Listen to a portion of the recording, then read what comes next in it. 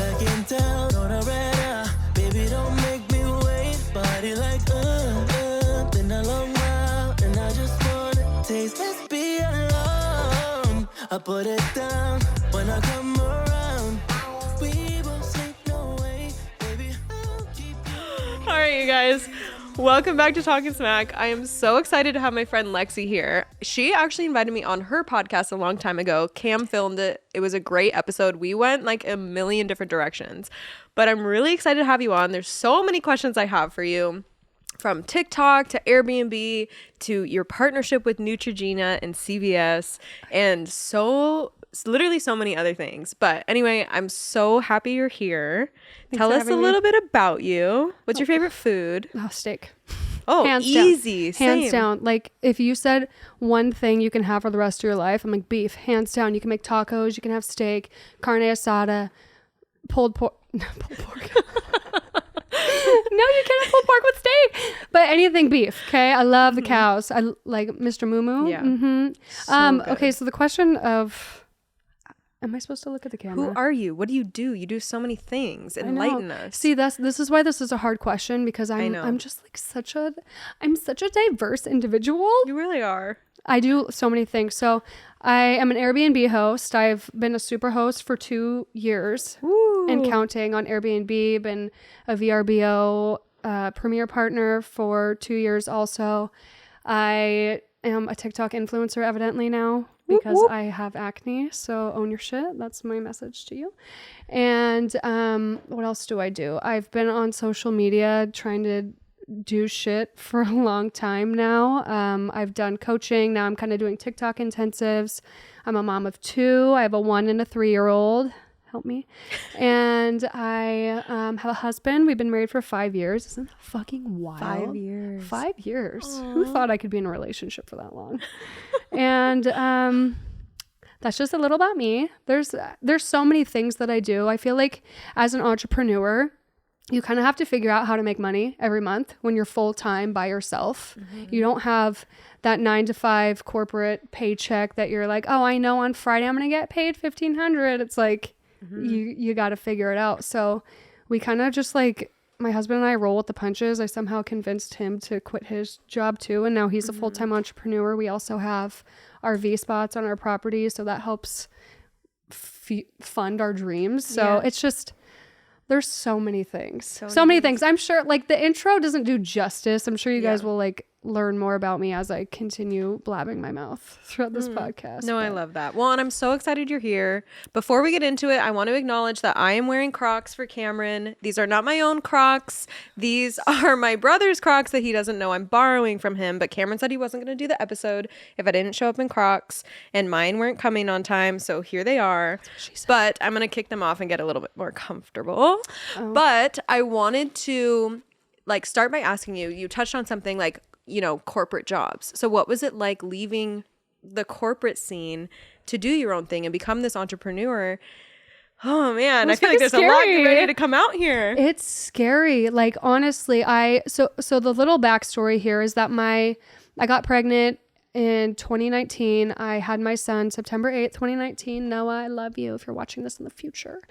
But after I left that job, I extended my maternity leave because I was like, I just physically do not want to have someone else raise my kid, especially in Washington. Like, how easy I've seen some videos of like daycares that are really, really fucked up. Exactly. And like, you have no idea. So exactly. I don't have kids yet, but I can totally relate to that feeling of being like, I want to be the one that raises them. Yeah. And I mean, like we had just finished building our house. Like I had no other stream of income, but I knew that like, okay, I was getting paid for my maternity leave. And I was like, I don't know what I want to do, but I know I don't want to go back to this job that I don't like. I was working 40 hours a week. I was a corporate sales manager at a hotel. I was going to all these events. I was in the event industry. It was super fun. Like I am so blessed that I was able to have those experiences. But I was like, I don't want someone else to raise my kid.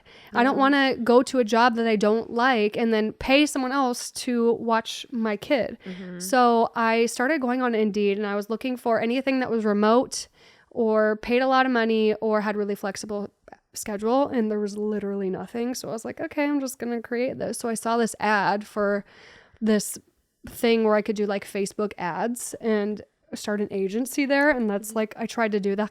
And then I was like, I don't know how I feel about it. Cause then COVID hit. Yeah. And I was like, how can I ask people to pay me $1,000 a month plus $1,000 ad spend, so $2,000 a month, when they're like getting laid off from their jobs? That was a limiting belief now that I realize. Right. But I'm like, okay, I got to figure something out. So I started social media management. I put in my notice. My boss was pissed because I like extended my notice until the very end, and she was like waiting for me to come back. And I was like, actually, I'm not going to come back. I'm going to be at home with my kids. So it was really just this like trial and error that I had to figure out, like, what the hell am I doing?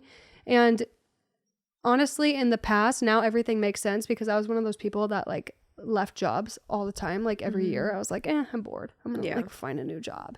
And I remember vividly, one of my friends was like, why do you always have a new job? And I was like, well, actually, I got laid off for that one job that I had. But now I'm so thankful that I had all of these experiences through, you know, doing the ads and the social media management and the PR and the marketing and everything, because now where I'm at right now, like, it sets me up so much better because I understand the game. And when you're on social media and like you're trying to get more attention for yourself and your brand, like, there's a shit ton that goes into it. And I think a lot about like the Kardashians. I don't know why I'm such a Kardashian apologist, but I also am like, why the fuck you hang out with Hillary Clinton, Kim? But I'm like, that takes a lot of work to stay relevant in the world. And now that like I have kind of blown up on TikTok over in the last 60 days, it's just like I'm starting to feel that weight of like, holy shit, it's a hard to stay relevant. And so that's why I got to do TikTok trends. Like, fucking dial. No, literally, like, okay, you have blown up. You have almost 500,000 followers on TikTok now, which is absolutely insane. That's Congratulations. It's literally the coolest thing ever. And all you did was show up and be vulnerable and show up and be yourself. And just like, I just commend you for that, because not a lot of people have the balls to just show up and be vulnerable and be yourself. And like, to your point of like, it's hard to stay relevant. You have to be on it all the time, or at least that's what it feels like. So what does that look like for you now, amassing almost 500,000 followers? Like, how do you feel pressure to stay relevant? Do you feel pressure to be posting all the time? What does that look like? Yeah. And first tell us like how you amass this following. Oh shit. Where did it all start? Well, so to give you a backstory on TikTok. Yeah, tell us about the grass first. So I first got on TikTok during the pandemic, and so this was 2020, and I just started posting random videos on my phone. So the first video I ever had that went viral, it was my husband and his friends. We were camping, and they had like nylon wrapped around them and a golf ball in there, and they were like, oh yeah, they were swinging and trying to throw over like these empty soda bottles. And that video went viral, and Barstool Sports picked it up. And I remember first getting that DM from Barstool Sports and then being like, can we share your video? And I was like, I feel fucking cool. Like, this was awesome. I've made it. And that grew me to like 25,000 followers just from that viral video. That's so cool. And then I started posting other things, and one of them, so we built our house in 2019, and where our house meets like this flat part, like there's a hill, water was pooling under the grass. So it literally looked like this giant lawnzit. So we were like outside stepping on it, and we were like poking it. I took a video of it, and I posted on TikTok, and that shit went viral. And so that catapulted me. And then also my dad had a stroke, and I documented that whole thing on TikTok. And that, honestly, when my dad had a stroke, and I documented that whole thing. Cameron actually did a whole documentary on it. That video he did was incredible. Yeah, it was awesome. I was sitting there in tears, like just watching all of it. Yeah, it was amazing because there's not a lot of stroke awareness content in the world. Like, there's not like a journey for people to follow. So that's when I really first started learning about like the journey on TikTok and like taking people along the way. Because my dad had a stroke, and I started posting about it, and I started showing like his progress. And there were thousands of people who were like, my mom had a stroke, my grandma had a stroke, this person had a stroke. And this helps me so much. Or like, even if they didn't make it, they're like, this helps me feel better about, you know, like my family's trajectory and everything. And I actually had one person in retrospect now, I did a podcast with her and she was like, you helped me realize that I had a stroke from seeing your dad's content. Wow. And so that was amazing. And that's when I really started learning the power of social media, because before that I had heard naysayers and people in my community and close family members being like, when are you going to post your whole life on social media? Like, you're just looking for attention. And then I get that kind of feedback and I'm like, this is why I post, because people don't fucking know until they've seen it firsthand. And that's one thing that's really cool about TikTok is it's like firsthand accounts. It's not just, you know, people posting for attention all the time. And I mean, there is some people, and who fucking cares if they want attention? Like, does that bother your life at all? Anyway, I digress. So then it was back in September of this year, 2022, I stopped going to my esthetician. I was like, I'm trying to save some money and I'm trying not to buy like all of these face products. I'm just going to try to figure this out on my own. So I started skin cycling. Have you ever seen of that on TikTok? It was Dr. Whitney Bowe. So she's a dermatologist, and essentially what it is the first night you exfoliate, and then you do a retinol, and then 2 nights you do moisturizer, and then you rotate that whole cycle. So it gives your skin some time to like breathe and readjust and regroup, whatever. So I did it and I was like, my skin looks amazing. This is great. And so my dumbass pulls out one of those at-home dermaplaners that was fucking dirty. And then I dermaplaned my face. And then I think I got a staph infection, like broke out. And I felt like shit about myself. I was like, I've never felt worse about my skin. I've never felt more insecure. I've never had a breakout this bad.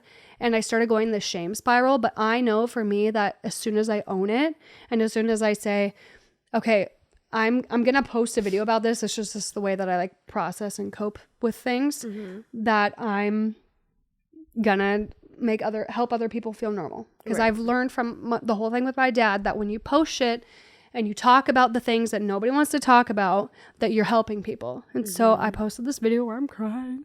And I'm like, I've never felt worse about my skin and da-da-da. I'm like, but I know that if I post it, it's going to help someone. That video blew my account up.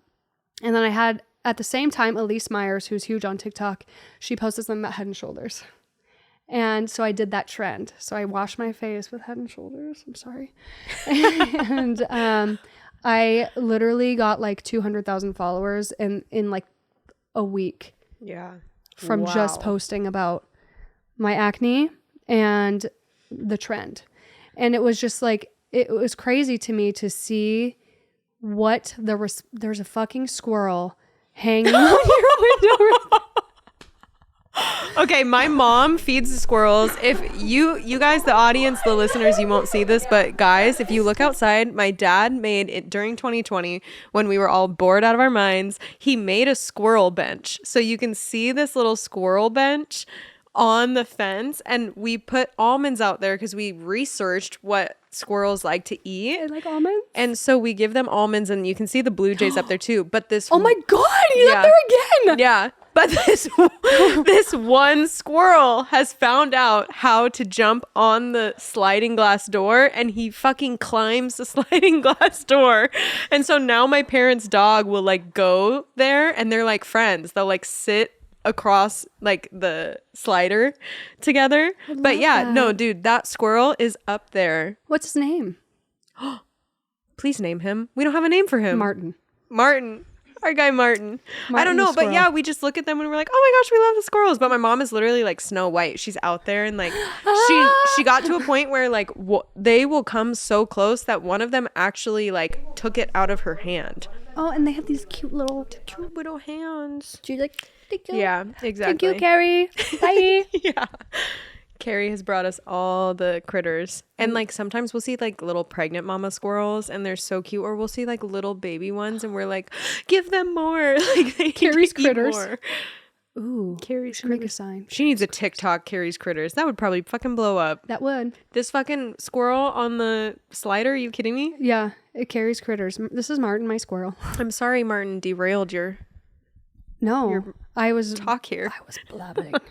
I literally get in these like tangents of like, mom, here's like everything that's on my mind. No, I love that. Well, and I wanted to touch on something you said, like some people like post this content for attention. Some people do this for this. And I feel like your motives and most other people's motives, especially on TikTok, it's like you just want, like, I think it comes back to, for me, your story is going to have an impact on people. And if you don't share your story, if you don't get that out there, like you can't reach people that really need to hear your message.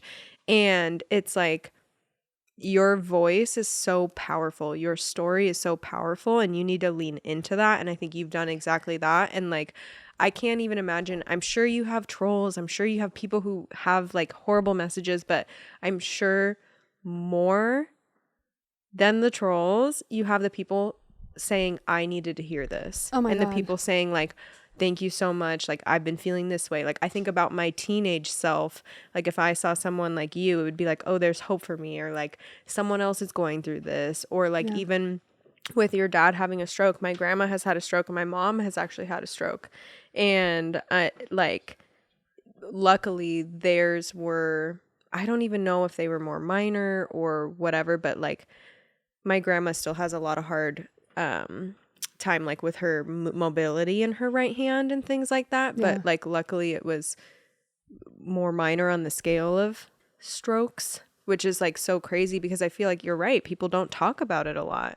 And like it's really scary or like really hard to know how to navigate that or how to help the people in your lives that have had strokes. Yeah. It's just, honestly, I feel like having that story and that firsthand account is so powerful. And I think because of the trolls and the people that say, oh, you're just trying to get attention and whatever, like it sets so many people back. But if you're one of those people who has a story and you want to share it, please share it. Like, I encourage you to share it, because what happens when you share your stories, you connect with other humans and you make other people feel more normal than what they would if they didn't hear that. Like, I can't tell you how many times I've scrolled on TikTok. I'm sure you can relate when you see something and you're like, oh my God, I thought I was the only one. Mm-hmm. And I think that's really how the human connection happens, and how it starts is when we're able to own the shit that makes us feel weird and fucking psychotic sometimes. And like that's really hard, but at the end of the day, if you've gone through it, someone else has too. And so sharing it is your biggest superpower that you can give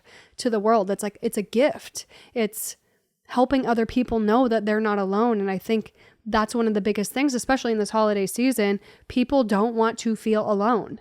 And especially if you have like trouble with your family, or you have a disability or a mental illness or something, like, please speak up about it. People want to know that. People want to know that they're not alone, that they're not the only one, that they have a community of other people who understand and just get it. I feel like that's literally the biggest thing about social media. That is the biggest blessing, is that by you sharing your story and speaking your truth and just being vulnerable, it helps other people feel less alone and makes them feel normal, whatever the fuck normal is. Yeah. Like, I don't believe in normal. Yeah, what There's is no normal?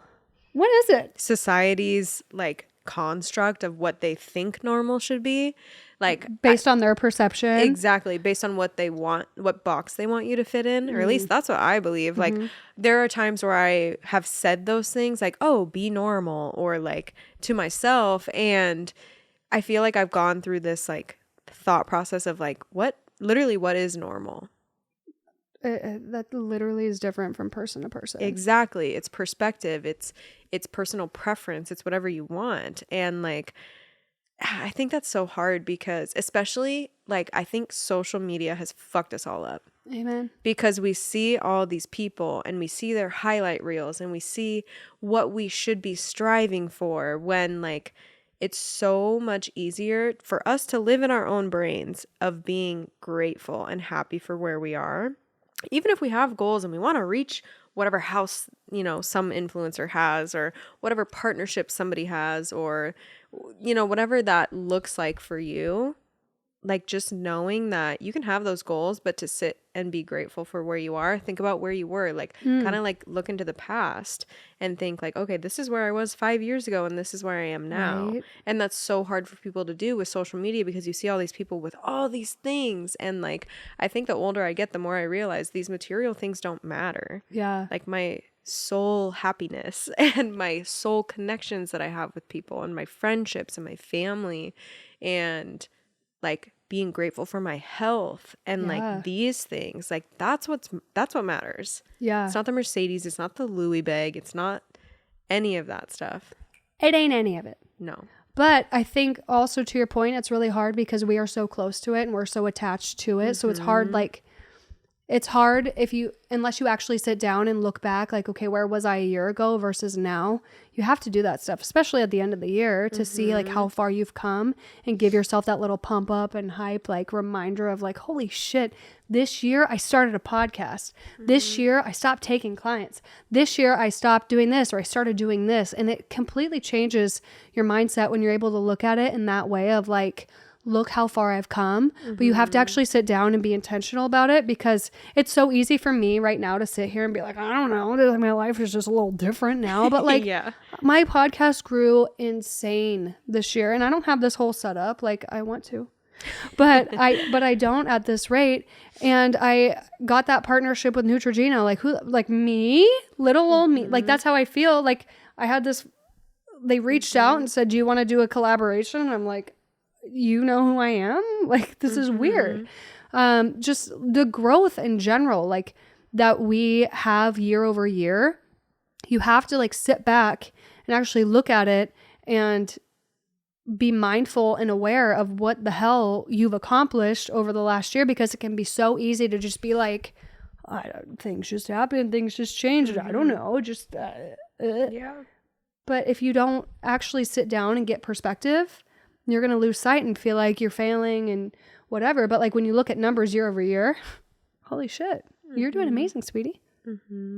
I want to switch gears a little bit here. I want to ask you about Airbnb and how you got started with that. And if you have any tips for anyone like interested in starting with that, do you have an online course about it? No. No? Nope. Okay. Well, Lexi, you should have an online course about starting Airbnb and doing What do you want to know? what you're doing. So, okay. How do I start? If I'm a brand new person, I'm coming to you. I'm like, hey, what do I do? What are your best tips for becoming a super host? And like, you basically replaced your corporate income. Is that correct? I did. First year. Yes. First year after quitting. Yeah, your first year. Okay. Yeah. So I forgot that part teach me how to do earlier. that. I forgot that part earlier. So after I quit my job, I was a little bit broke. I was like trying to do the social media management thing. I had these limiting beliefs. It was during COVID. I was like, yeah, I don't know how to do this. So we went to my cousin's. She lives in Spokane. They were talking about these people that they know in Anchorage that rented their house out on Airbnb for 3 or 4 months out of the year and made like 60 grand. And I'm like, well, I made 45 in a year working 40 hours per week. I'm going to try this. So we get home, we put our house up, and within 2 days it's booked for 2 weeks. And I'm like, okay. So I'm very fortunate and lucky because, like I said, everything that I'd gone through before that moment had led me to being able to have those skills that I have now with Airbnb. So I did real estate back in 2015, 16. I worked as a corporate sales manager and did the event space and went to the events and was in the hospitality industry. And I have done PR and marketing and I've done all of these things. So it really boils down to good communication. And I wouldn't say you have to have like a super nice house, but like think about if you wanted to start an Airbnb, where are you? What's the location? And how can you tie that into the community and the local culture? I think that's really important because a lot of people, like for me at my house, people come for like weddings, family reunions, events, but they're from out of town. And I think it's really important to tie in, like I live in Marysville, so the local Marysville community, the Snohomish County, the Tulalip tribes, that's a huge, huge thing where I'm from. And just the Pacific Northwest in general. So we branded our house the Woodlands PNW because we have so many cottonwood trees in our backyard. And we're in the Pacific Northwest and people want to come visit the Pacific Northwest. I don't know why. I don't know why either. Anytime someone says they're vacationing here, I'm like, why? do you know there's sun elsewhere? Yeah, like there's warmth. If you come elsewhere. July through September, you're Perfect. safe. Yeah. That's the perfect time. But if you come, Maybe safe though. It's always a wild card here. Yeah. I feel like sometimes it's raining through July. Well, yeah. Summer actually starts on July 5th. Yeah, So honestly. if you Don't wanna come in June. Don't come in June. No. And June is my birthday. You have a June birthday, don't you? September. Oh. But it's the end of September, so I'm either like still sunny and warm, or it's straight fall/winter. Yeah. You well, never know. this September was amazing. It was great. Yeah. I had a great birthday. Yeah. It was still like warm. warm and hot. And you're like, I'll take it. sexy. Yeah. But when it comes to Airbnb, I would have a brand for your Airbnb. If you want to rent out a house or an apartment or whatever, it doesn't matter. Have a brand for it. Make it known for something. So ours, like, we have this wooded area in the back of our house that, like, I've gotten photo shoots done there. My husband has stacked all of his wood there, and it's just really cool looking. And not for the third time, we have built our house in 2019, so it's pretty new. But I will say my downfall is that I'm not the best decorator. So we're going to completely revamp that. But I think tying in the local culture is really important. Being a good communicator and looking for a solution. That's number one, actually. Let's rewind. That's number one. If you are looking to start an Airbnb, you have to be a good communicator and you have to talk to people like they're a fucking human. I have seen so many people on these Airbnb groups on Facebook who are like just catty ass people who like don't know good communication. And at the end of the day is if you are looking just to solve the problem, that's going to be your best bet. If somebody comes in your house and they're like, oh, the floor is dirty, how can you solve that? Right. You call your cleaner and be like, I'm sending my cleaner back.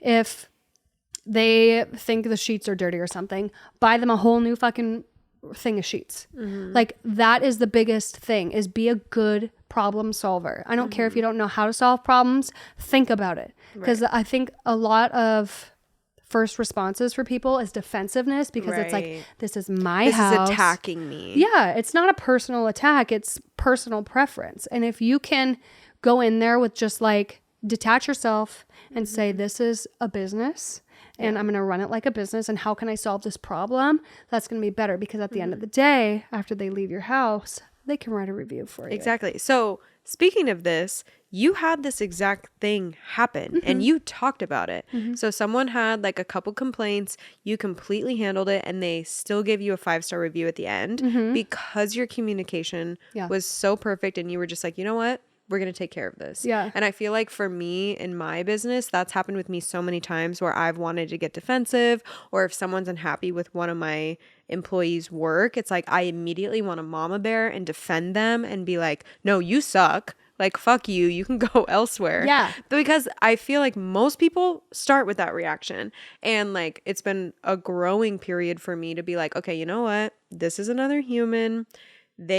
Like, I've had that same thing happen where I want to be happy with a service or a product or whatever. And like me, I'm not one to like speak up a lot, but like this was something where if someone was unhappy with one of my employees, I had to completely detach myself from the situation, like you said, and just be like, you know what? How can we get to a place where you're happy? Because that's the biggest thing, is making sure your clients are happy, so then they can leave you the 5-star reviews and they can leave walking away. Because I can't remember where I heard this, but there's some statistic that says people are more likely to talk about a negative experience than they are a positive experience. So if you're talking about if somebody has a negative experience in your Airbnb or at my salon or something like that, they're more likely to tell more people. Yeah. Which is so unfortunate, because you would hope that a positive experience would elicit, more communication about positive to bring more people in, but unfortunately it's just not that way. So tell us a little bit about that experience and how you handled that and how you still ended up with a 5-star review afterwards. Yeah, so this lady came in and she had said like, your floors are dirty or whatever. So we sent over a cleaner and had her redo the floors. And then she sent me a picture and she said, oh, your silverware is dirty. So we went to Costco and bought her a whole new thing of silverware. We needed it anyway, so it was just a good excuse to be like, okay, we need new silverware. We brought her that, and then there was something else. I can't remember right now exactly like what else she was upset about, but I was like, listen, we have brought you this, we brought you that. I'm like, it seems like you're unhappy with your experience here, and I want you to have a good experience because you're paying a good amount of money to stay at our house. And so I was like, I'd be happy to refund you the nights that you haven't stayed yet. And she was like, no. And then she called me and she was like, I'm just letting you know for future reference, like this is kind of what's going on. And so we were able to talk about it over the phone. But if I wouldn't have been like if I wouldn't have handled it the way I did, and I was like, well, we had our cleaner come and da-da-da, and got all defensive, or be like, well, what do you want me to do? You know, like it would have been so different. I have a whole reel about this. I'll try to find it and send it to my story or something. But it was just really interesting, like after the fact, how she left, and she was like, they handled my concerns immediately. They had great communication. They, you know, addressed what we were concerned about, and at the end of the day, they left happy, and they would come back, and she had even said that in the review. So it was just really cool to like see the fruits of good communication blossom, because she was like, she could have easily left us a horrible review, easily. But by having good communication, solving her problems, just bringing in the like, here's the new for you. And I also bought the kids at Costco. There was this like $8 magic set thing. I brought that over when we had brought over like the new silverware and whatever, because I was like, I want this to be a really good experience for you, and I feel horrible. If you come in with that mindset of like, I feel horrible that you're not having a great experience, it's gonna get your defensiveness down, and it's gonna help you get in that mindset of like, how can I solve this problem, rather than be like, are you fucking joking me? Like, how dare you say that about my house? You know, because there is still that personal attachment. It is still our house that we rent out. But at the end of the day, it's also a business. It doesn't just speak to Airbnb experiences. It speaks to so many different industries of being like, okay, it's so funny because I struggle with the saying, the customer is always right. But it's like thinking about it in the way of, okay, there's got to be some middle ground. Yes. Where you can come to and be like, okay, every time, like anytime someone is unhappy with one of my employees' work, or in the past when they were unhappy with my work, there's still going to be that defensiveness. There's still going to be that, oh, fuck, my feelings are hurt, because genuinely, we want to do a good job. Yeah, and you put your heart into it. Yeah, we want to make sure you're happy. But there's also that middle ground where you have to get to be like, okay, you know what? I have to put my feelings aside. I have to take my emotions out of this. Yes. And I have to get to the point where I can still make this client happy. Yeah. And sometimes that takes a little bit of soul searching. It takes a little bit of, I got to check my ego. Suppressing the ego. I got to get that out of here. And just getting to the point of being like, you know what? I need to do this. And every instance that happens, hopefully it doesn't happen a lot, but it gets so much easier to be like, you know what? This isn't about me. It's not. It's never about you. It's about their feelings and what they want, and them feeling like they weren't served. So you can either go one of two ways. You can go the way of like, you're a fucking dumbass and I hate you, and you can go find someone else, or you can go, how can I solve this? Like, how can we come to a mutual resolution where you're happy and I'm happy, and that slander doesn't happen on the internet, where you know that, where you feel taken care of, even if you don't, even if in the beginning you didn't feel taken care of, you know that I hear you and I hear your concerns. Because at the end of the day, that's what it always boils down to, is people not feeling like they're heard. Yeah. And if they just want to be acknowledged. Yeah. And if you have someone who's unhappy with your work, your service, your house, your Airbnb, whatever, you need to listen to them and what they want and what they're unhappy with. And then after you listen, can you then solve the problem? Exactly. And if you've done all that and somebody's still unhappy, they're just a person who's going to be unhappy about anything and wants to complain and is never going to be happy with any situation. And that's not on you. Yeah. And I wouldn't stick around with those people. I'd be like, oh my gosh, I'm so sorry that we couldn't come to a mutual resolution, and then do not rebook. Because there have been clients for me, for my employees, that we've had just say, you know what, we're not a good fit, because I don't know what it is about these people, but sometimes expectations. It's expectations, and they are just not happy with anything. I am a firm believer that it probably has to do with how they grew up in their childhood and like so many compounding things. But my biggest advice is just know that it has nothing to do with you. Yeah. Someone else's inner world, they could be projecting onto you. They could be taking things out on you. And it has nothing to do with you. There were like so many times, like 5-6 years ago, where I would take all of that to heart and be so sad and it would ruin my whole day. And now it's like, well, that's on you. Yeah. Like, I can't control what you think or feel. And I'm not going to let it ruin my day. Like, I'm going to go have a good day. I have a good example. I had another Airbnb guest who they stayed over New Year's, and we had a no party rule. Like, you can't have guests over. Anyway, we were over in Eastern Washington. We checked our Ring cameras, and they had like the driveway full of people. And it was this grown ass woman who rented our house. And so we didn't really say anything at the time. We were just kind of like counting how many people had come in, because our house can only fit so many people. And think about it in this way. When you're a homeowner, you have so we have a septic system, energy, power. Like there's like all of these things that you have to pay, and that start compiling when you have like 20, 30 plus people at your house.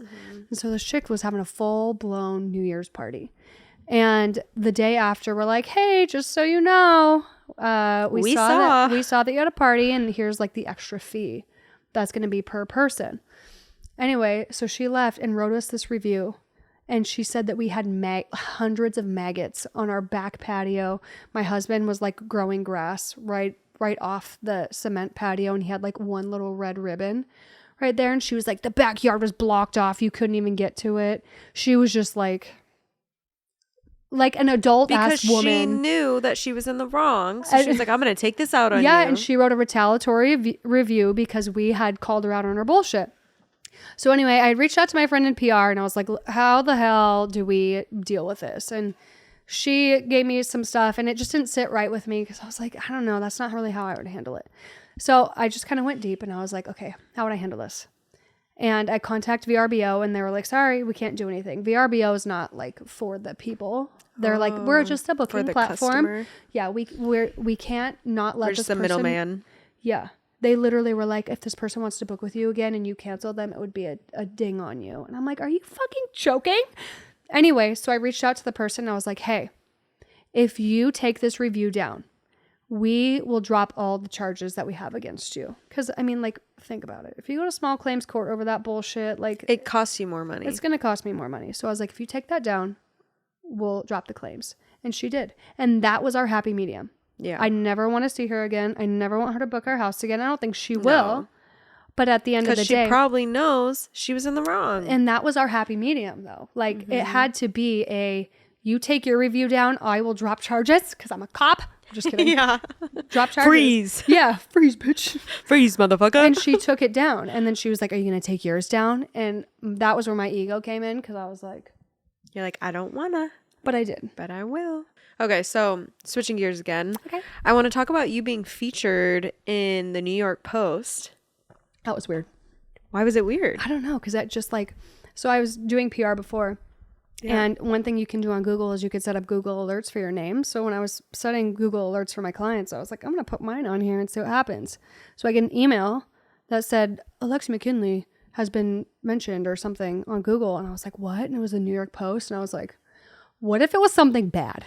That would have been horrible. See, that's why I was like, it was that would weird. Be scary. Because nobody reached out to me from the New York Post. They just mentioned my name, taking my TikTok posts and just talking about the Head and Shoulders trend. And it was just really interesting, because they didn't say like TikToker Alexi McKinley. They're like, Alexi McKinley said da-da-da who tried the trend. And I was like, oh, they said that she's been... I look official. I was like, oh, am I like a celebrity? Like, do people know who Alexi McKinley is? I don't know. That's always... it's... okay, it's weird though, like in retrospect, looking back to like my childhood and everything, because I've always been obsessed with like... I had a Hollywood themed birthday party. My mom got me a limo in 4th grade. I used to do like YouTube videos with my friends. It's weird because now like it all makes sense as to why I'm like such a freak about like celebrity type stuff, and why I'm so interested in like celebrity lives and like the realness behind it. And then like me blowing up on TikTok and the New York Post picking it up for being like real and talking about my acne and the bullshit that comes with it, and the just being real and raw and honest and vulnerable about like just what I have to go through. Not what I get to go through, because look what it's done for me. It's not for all the people who say you're just capitalizing on your acne. It's about fucking time it's paid off, because I've had it for years, and it's been such a bullshit ride. And you know, it's really interesting now that, like, to switch gears, that I've gone viral over my acne, is how many people are uncomfortable with seeing acne. Like, when they see me with acne, they're like, you should try this. You should get on Accutane. The amount of people who are like, you need to get on Accutane. Nothing else will work. I'm like, bitch, are you on payroll for these big pharma companies? Probably. Most derms are. That's what's so weird to me. I'm like, it's random people in the comments that are like, nothing will help besides Accutane. How much money are you getting for commenting this? Yeah. Because that's weird to me that you're like, you and I both know with mindset shit. Yeah. Like, when you say that nothing is going to work besides Accutane, for somebody who does not have a strong mindset or is not stubborn, they're going to be like, oh my God, that's literally all I can do. I'm that's fucked. my only option. Yeah, I'm fucked if I don't get on Accutane. Yeah. And I'm here to say that's bullshit. Yeah. Well, and I don't know what my issue is, but hearing you say stubborn, like, I've always been stubborn. If anybody tried to tell me what to do, nope, not doing it. I'm going to do my own thing. Amen. Like, I'll do it my own way. And, like, I feel like more people need to think like that. More people need to think like, oh, if someone says this is your only option, you need to ask more questions. You need to get to the bottom of, like, is this my only option? It's not. Or do I have other things I can do? It's never your only option. No. Because if you think about... There's always a way out. If you think about, like, with this acne in general... If I would have been like, listen to my dermatologist, and people ask me daily, you need to go see a dermatologist, or have you seen a dermatologist? I'm like, yes, I have. And what they tell me is that I need to get on Accutane, and I don't want to get on Accutane. So that's the end of the conversation. Well, and I think it comes down to too, like, if you feel a certain type of way about something, you need to stand your ground. Like, for you not wanting to be on Accutane. Like, if you don't want to be on Accutane, you don't have to be on Accutane just because one dermatologist tells you need to be on Accutane. Yeah. The side effects are not worth it for me. No. And now that I was very stubborn with it, and I'm like, I'm not getting on Accutane. I'm not getting on any prescriptions, because I know that the acne is a symptom to something deeper. I started learning that my digestive system is not working the way it should be. But if I would have gotten on Accutane, it would have been like, well, no, it's gone. And oh shit, it came back. And now I got to go on 6 cycles. Yeah. I've seen so many people be like, my boyfriend was on Accutane for 36 months. I'm like, 36 months? Or is he okay? Like, that's not, like, if you look at the side effects of Accutane, it is not great for your system. No. And I know people are going to give me shit for this, and I don't give a fuck. If you're on Accutane, it's your journey, it's your life. You do what you want and what's right. And if you do your informed research and you have informed consent, then you make that decision, then that's great. And I'm happy for you, and I hope it works for you.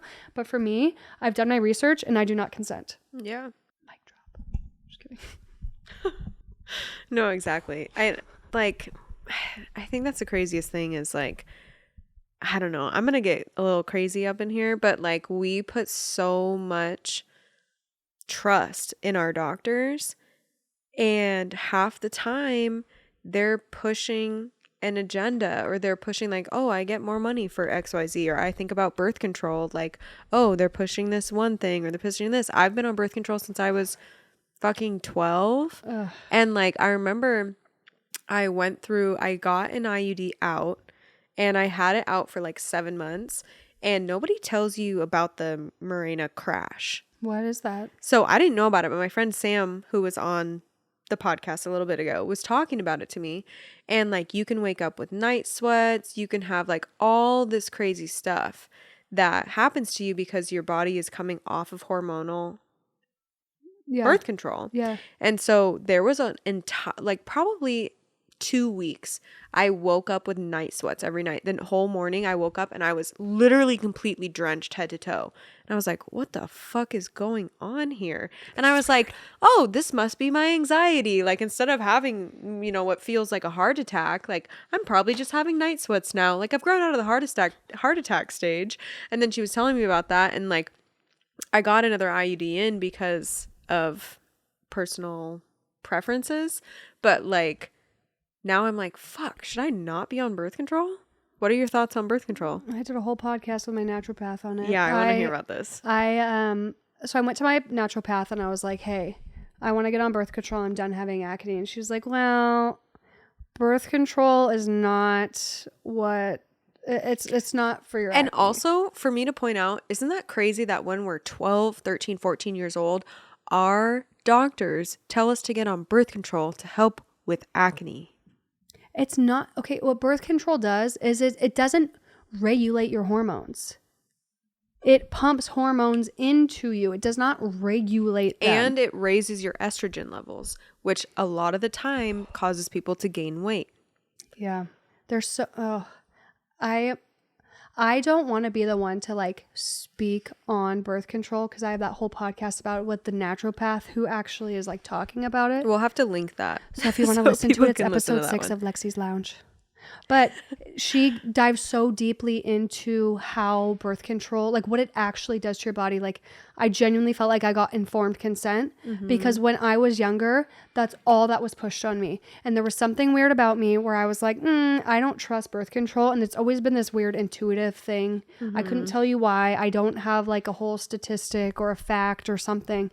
There's just something about me that's like birth control is not normal for women.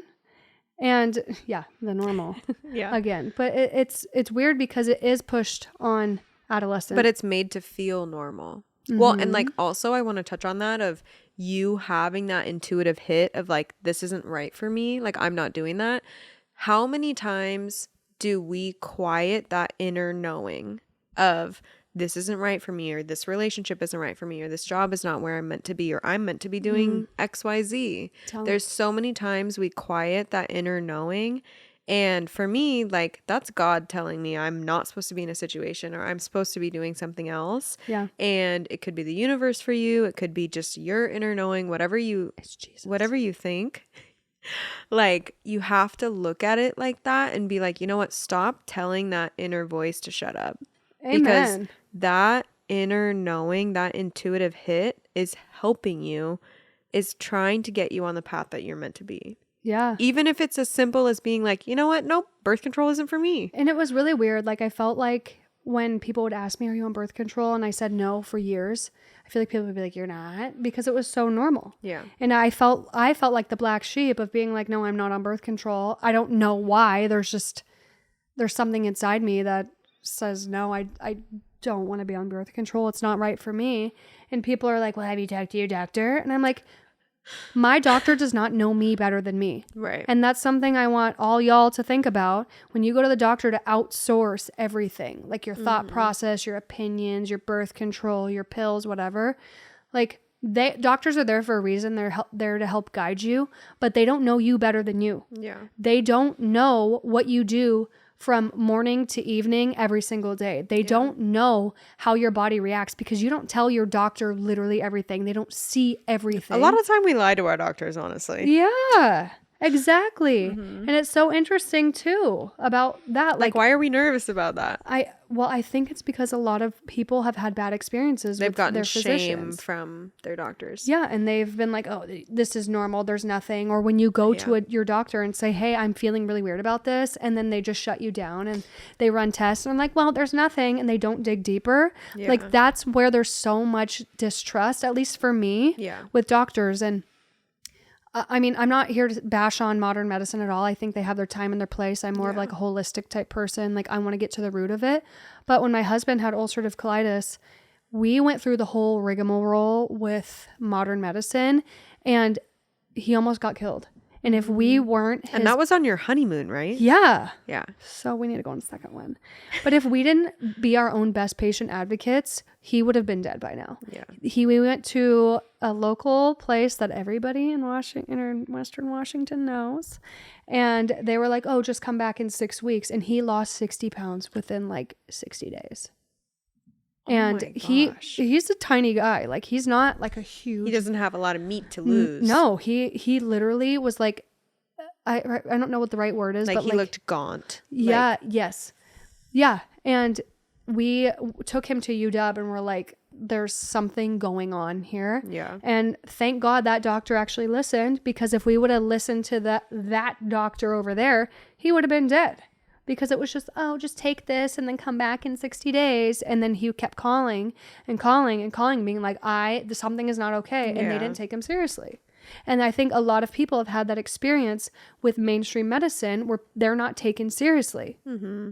But yet we put all of our faith in mainstream medicine. Yeah. I didn't mean to get this hot and bothered. I started it. I'm sorry. No, but I think it's a topic that needs to be had. I think a lot of doctors are fucking lazy. Yeah.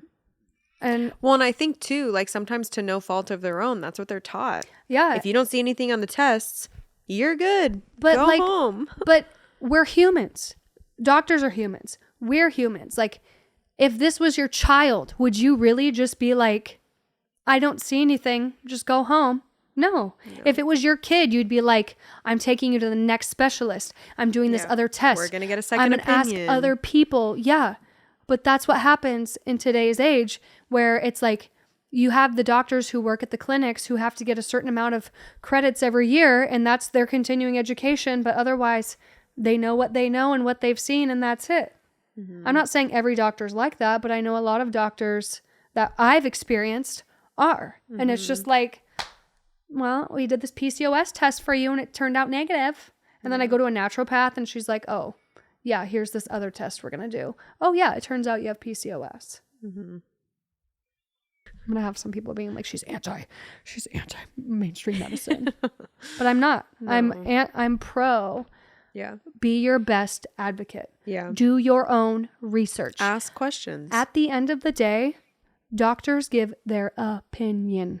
Mm-hmm. That's why we look for a second opinion when we don't get an answer we like.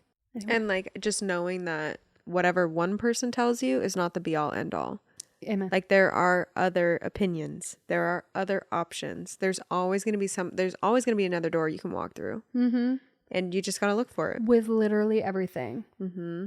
I always go back to the Kardashians because I think they're so fucking smart. But Kris Jenner, when she was Kris Jenner, if you get a no, brilliant you're asking lady. the wrong person. Yeah. That's so true. Mm-hmm. And I think that's freeing in a way, because it's not like, if you get a no, it's not like, oh, I'm not worthy and I'm not worth it, and it's just not the right brand. It's just not the right job. It's just not the right partner. It's just not the right whatever. Yeah, somebody's bound to say yes. Like, I'm gonna have a TV show one day. I don't know where. Exactly. Or what. I know. At Hulu. What are we doing? Oh yeah, Hulu. Hi. No, exactly. Well, and I think too, like I bring up the Kardashians a lot actually with people who I coach with social media, because I let them know we watch them eat salads. We watch them eat lettuce and dressing. Yeah, right. And like somehow that's interesting to people. And so many people are like, oh, my life is boring. I don't have anything to offer. Your life is not boring. It's all content, actually. No, exactly. Literally every single piece of your life is content. Like as boring as you think it is, we watch them eat salads. Like they can watch you make their coffee. People are going to want to connect with you. And I think like kind of talking about what you've done is being just being yourself, showing up as yourself. You're going to have more people wanting to connect with you, wanting to follow you, wanting to support you, because they're like, I relate to her. Yeah. And like being relatable is the baseline. Yeah. And it took me a while to get to that point where I could like show up and be like, Hi, I'm Alexia McKinley. Hello? You know, exactly. Like it took me a long time to get to that point to just be okay with being like, just be like, whatever, who the fuck cares? Yeah, but like at the end of the day, it's my life, and if somebody is upset because I just used my shoe as a phone, like that literally is your problem. Exactly. It's not my problem. Mm-hmm. And I think it comes back down to mindset. It's the thought process of it. Like, you know what? The people who align with me are going to align with me. The people who don't care literally don't matter. Literally, they don't matter. It sucks sometimes getting those trolls and getting those comments, but having that strong enough mindset to be like, you know what? I'm here for a reason. I'm meant to share my message, even if it is my day-to-day life where I'm not doing anything or doesn't feel like I'm doing anything exciting. You're still reaching people that need to hear what you have to say. Yeah. And at the end of the day, most of those trolls who comment, like if you click on their user 769722791 profile, they don't have a picture. Yeah. They don't have any content. They're not putting themselves out in the world. It's like that man in the arena. Like they're literally in the stands criticizing the people who are actually out there doing the thing. Yeah. I think it is so true. Hurt people hurt people. Amen. And at the end of the day, like, you have to separate yourself from that and know that it's less of an attack on you and it's more of their inner world coming out and projecting onto you. 110%. Like, happy people don't go up to you and be like, you're a fucking bitch. No. Like, No. like, I've never seen a happy person do that. And at the end of the day, if that's why I don't troll on people's comments anymore. I'm not saying I've never done it before, but like, I know that if I'm truly happy as I think that I am, there's no reason for me to get on other people's comments and criticize them and say anything negative about them. Like, I hate the negative comments where people are criticizing, because it's like, we could all nitpick. Like, I already nitpick myself enough. Yeah. I'm sure you already nitpick yourself enough. Everyone does, yeah. But like, why can't we put good back into the world? We obviously need it. The world needs good. The world needs happy. The world needs people to feel less alone. The world needs people to feel like they are seen and heard and loved and validated. And there was something I was going to share earlier about the acne content that I put out. Somebody once commented, and I will never forget this. She was like, I don't know if it's she or a he, but the person was like, what you said, how you said it, quite possibly saved my life. And I was like, like what? I'm literally just like trying to be empowering and whatnot on the internet, and like not let the trolls and the people calling me Freddy Krueger because I have acne bring me down, you know? Like, yeah. I just have to remember at the end of the day, like, the reason I'm feeling called to share what I share is a higher purpose. I don't know why.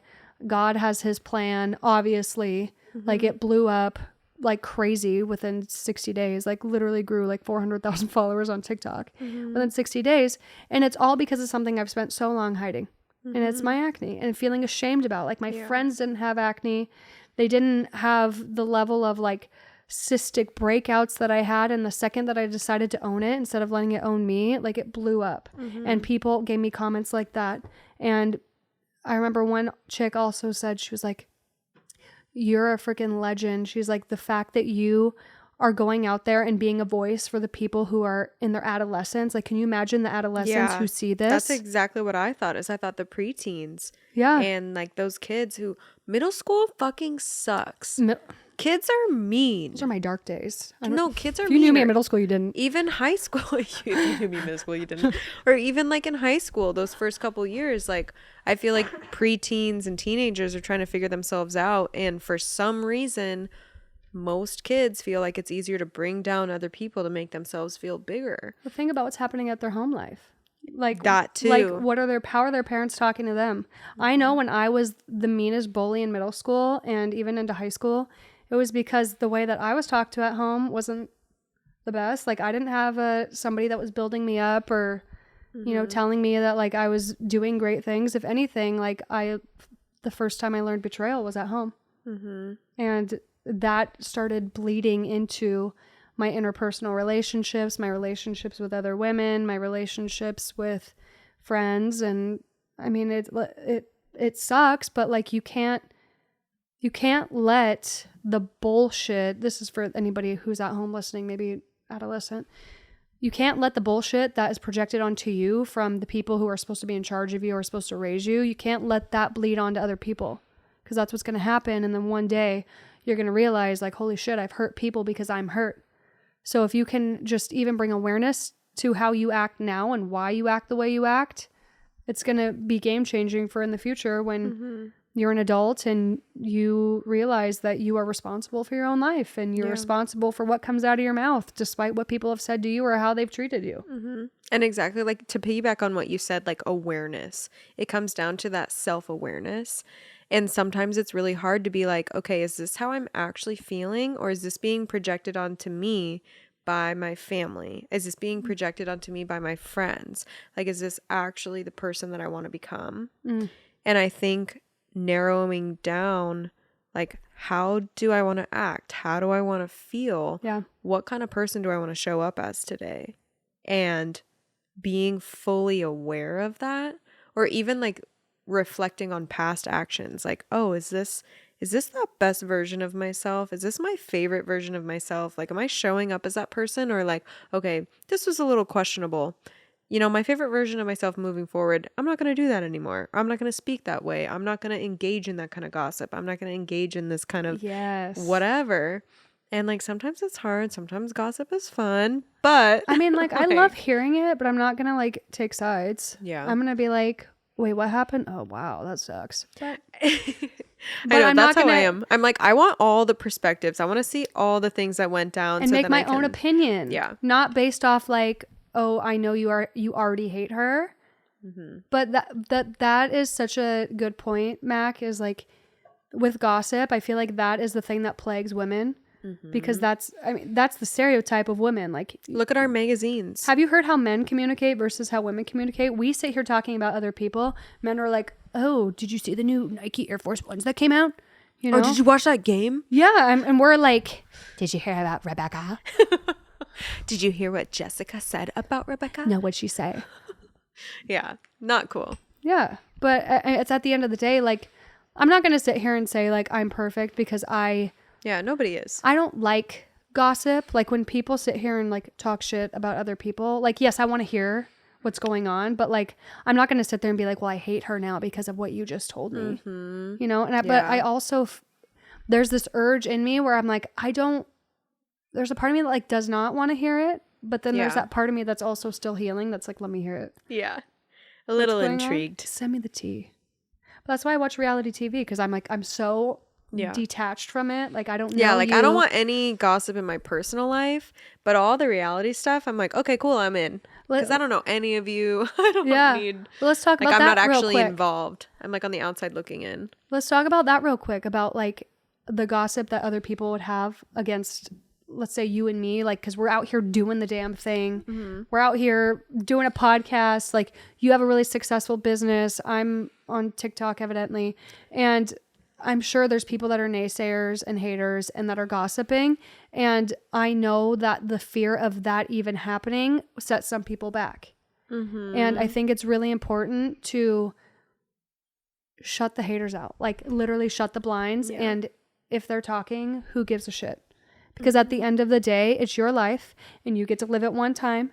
Yeah. And if you're going to suppress yourself because of the fear of what other people may think about you, you're not living your life at all. Mm-hmm. And that's something that held me back a lot in the beginning. Like, I remember when I dropped out of college and I first went out on my own doing lashes and everything, like I had my separate business page and I wasn't like really resharing anything on my personal page because I was like, I don't want people to judge me. Like, all my friends are still in college. Uh-huh. All these things are still going on. And obviously, like, that takes time. And now I've gotten to a point where I'm like, I don't care. I'll share whatever on my personal page. But also, like, my business page is there for a reason. And, like, those are the engaged people who want to engage with me. And, like, that's a community that I've built. But yeah, like, for anyone struggling with that, you just have to start somewhere. You have to post that first thing. You have to like get out of your own way and be vulnerable that first time. Yeah. And I remember the first time I went live, I was literally pitting out, like so sweaty. I was only live for like 10 minutes showing my new space when we got into the commercial space. I was like, I'm sweaty. And like, it was like that for the next 10 times. After the 10th time, I was like, oh, no big deal. Like it just takes What are they going to do? Yeah. It just takes you putting yourself outside your comfort zone. And the people who are criticizing you, like we said before, don't matter. The people who aren't there to support you, they're still watching you. They're still giving you those views. I will take those views gladly. Amen. And you know what's funny that you say that? There was someone that I thought legitimately hated me. Like, I thought they hated me with a passion because of something that happened years ago. And I got a message from them, like, literally 2 weeks ago, and they're like, I just want to let you know I'm one of your biggest supporters. You have inspired me to quit my job and go for my dreams. And I was like, I literally thought you hated me. Oh, and see, that comes back down to like our own thoughts. Yes. Like our own thoughts. We could be thinking someone's thinking something about us, and it could be a completely different perspective. They could be like, no, literally like this instance, I'm your biggest fan. Or they could be like, I don't think about you at all, girl. Like, I know, but I'm like sitting here creating a story. Oh, yes, you hate me. Exactly. Like, we get in our head about that. And like, if I could give advice to anyone is like, don't assume anyone thinks anything about you. Let them say it to your face. Yeah, exactly. Because if they don't, then we have no problem. That's so true. Because That's if literally you're the not best piece gonna, of advice. if you're not gonna come and have a conversation with me, if you have a problem with me, then in my mind, we have no problem. There's no use in me sitting here thinking we have a problem or you have an issue with me if it's not actually real. Yeah. If you can't come up to me and tell me that you have a problem, then we don't have a problem at all. Exactly. Get down, girl. Go ahead. Get down. Get down on it. Get down on it. Hey, do you want to know one of my secret Yes. My secret talents? Yeah. If we ever were to play the game that I call like rock trivia, so you put on a rock song and it's like essentially you shuffle through on Spotify. Okay. I could whoop your ass. I think I'd be a pretty good competitor for you. Let's do it. Classic rock is like my jam. Let's do it.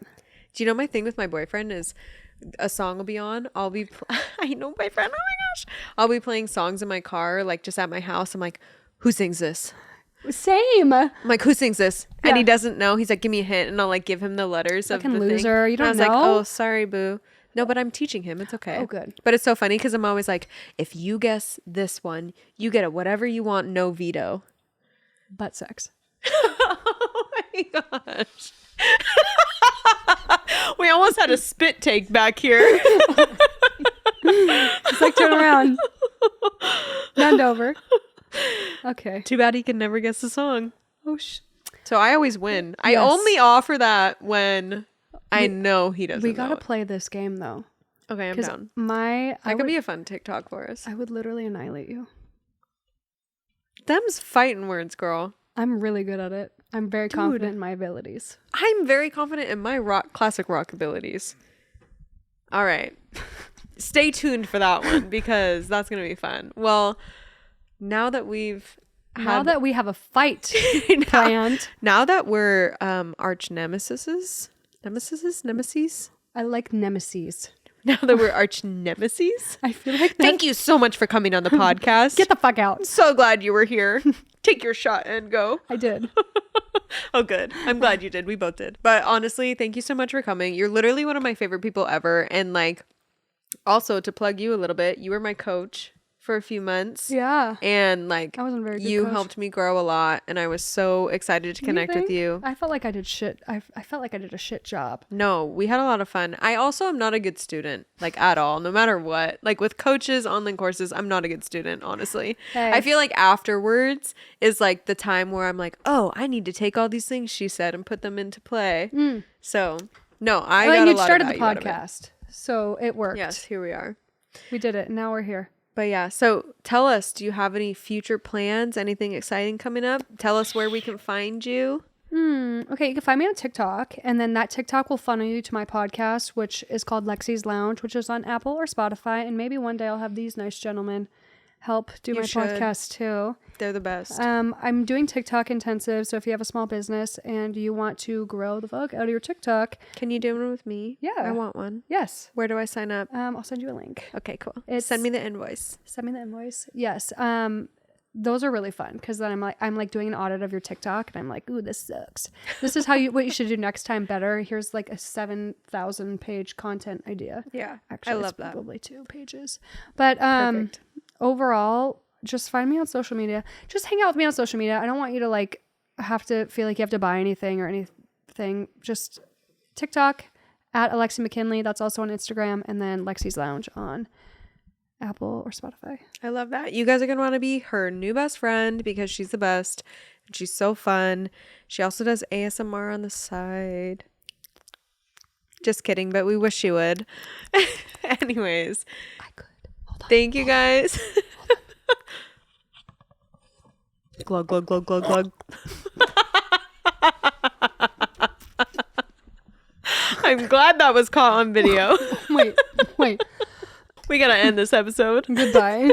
Thank you so much, Lexi, for coming. Thank you guys so much for listening. We love having you here. Make sure you subscribe, like, and turn on post notifications for episodes every Thursday at 10 a.m. And we'll see you guys in the next one. All right, you guys, we want to take a minute to thank our sponsor, Loved and Lashed. I am obsessed with this brand. First of all, she is so cute and so sweet. Her website is amazing. She offers a number of different things between products, online courses, and in-person trainings. Her .03s are so easy to fan. So many products that are perfect for beginning lash artists to experienced lash artists and people who want to train in lashes. She actually offers a whole kit that you can offer in your training to other lash artists. Also, her double mix trays are unreal.